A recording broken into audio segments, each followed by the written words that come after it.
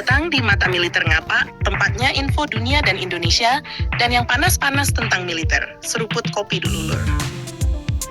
Kalau kita bicara soal pembangunan kapal selam baru Indonesia, khususnya proyek kapal selam Scorpene yang akan dibangun di Indonesia, melalui kerjasama antara Prancis dan Indonesia, ada satu hal yang sering luput dari perhatian. Banyak orang fokus pada rudal, torpedo, sonar, dan teknologi tempurnya. Padahal ada satu faktor yang tidak kalah penting, yaitu awak kapal selam itu sendiri. Kapal selam bukan seperti kapal patroli biasa yang bisa dioperasikan dengan kru dalam jumlah kecil. Kapal selam adalah mesin perang yang sangat kompleks.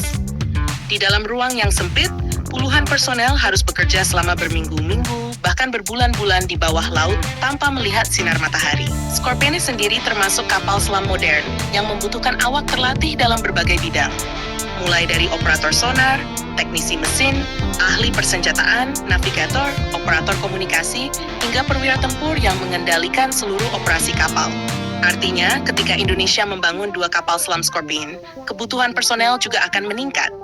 Bukan hanya awak yang bertugas di kapal, tetapi juga instruktur, teknisi darat, personel pemeliharaan, hingga tim pelatihan yang mendukung operasional kapal selama puluhan tahun ke depan. Disinilah peran penting Satuan Kapal Selam Koarmada II atau Satsel Koarmada II. Satuan inilah yang menjadi salah satu tempat lahirnya para awak kapal selam muda Indonesia yang gagah berani.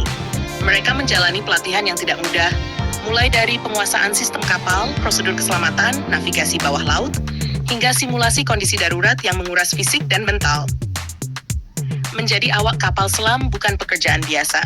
Tidak semua prajurit mampu menjalani kehidupan di ruang sempit, jauh dari keluarga, dengan tekanan psikologis yang tinggi di kedalaman laut, selama berhari-hari, bahkan berminggu-minggu. Karena itu, setiap awak kapal selam harus melalui seleksi dan pendidikan yang ketat.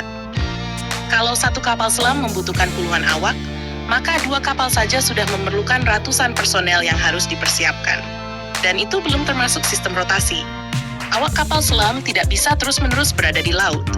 Mereka membutuhkan waktu istirahat, pelatihan ulang, dan regenerasi personel.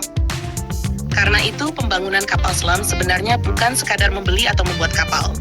Yang lebih sulit adalah membangun sumber daya manusia yang mampu mengoperasikannya secara efektif. Di sisi lain, muncul pertanyaan menarik. Apakah Indonesia hanya akan mengoperasikan Scorpene di masa depan? Jawabannya belum tentu. Indonesia memiliki wilayah laut yang sangat luas. Dari Sabang sampai Merauke, jaraknya ribuan kilometer. Dengan luas wilayah seperti itu, 2 atau 4 kapal selam jelas belum cukup untuk menciptakan efek penangkalan yang maksimal. Karena itulah, banyak pengamat pertahanan memperkirakan Indonesia kemungkinan masih akan menambah armada kapal selam dari berbagai sumber di masa depan. Saat ini Indonesia sudah memiliki pengalaman mengoperasikan kapal selam buatan Korea Selatan. Dengan masuknya Scorpene dari Prancis, TNI AL akan memperoleh pengalaman baru dengan teknologi Eropa. Tidak menutup kemungkinan pada masa mendatang, Indonesia juga mempertimbangkan kapal selam lain yang sesuai kebutuhan operasional dan anggaran pertahanan. Semakin banyak jenis kapal selam yang dimiliki, semakin besar pula kebutuhan awak dan teknisi.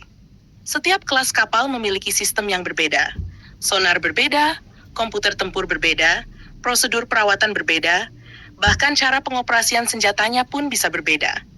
Karena itu, regenerasi personel kapal selam menjadi salah satu pekerjaan terbesar yang harus dilakukan TNI AL dalam beberapa tahun ke depan. Apalagi kapal selam merupakan salah satu alutsista paling strategis dalam peperangan modern. Kapal perang musuh dapat terlihat oleh radar. Pesawat tempur dapat terdeteksi oleh jaringan pertahanan udara. Tetapi kapal selam yang beroperasi secara senyap jauh lebih sulit ditemukan. Bagi Indonesia, keberadaan Scorpene bukan hanya soal menambah jumlah kapal selam.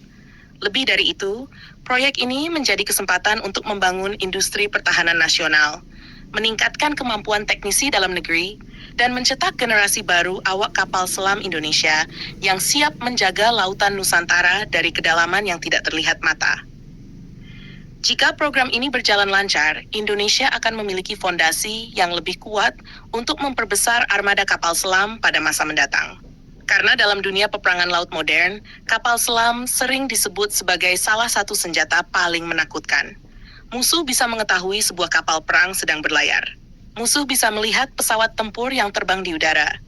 Tetapi kapal selam yang bersembunyi di kedalaman laut seringkali baru diketahui keberadaannya ketika sudah terlambat. Nah, Lur, menurut kalian berapa jumlah ideal kapal selam yang harus dimiliki Indonesia untuk menjaga seluruh perairan Nusantara? Jangan lupa subscribe, like, dan komen di bawah sambil ngopi.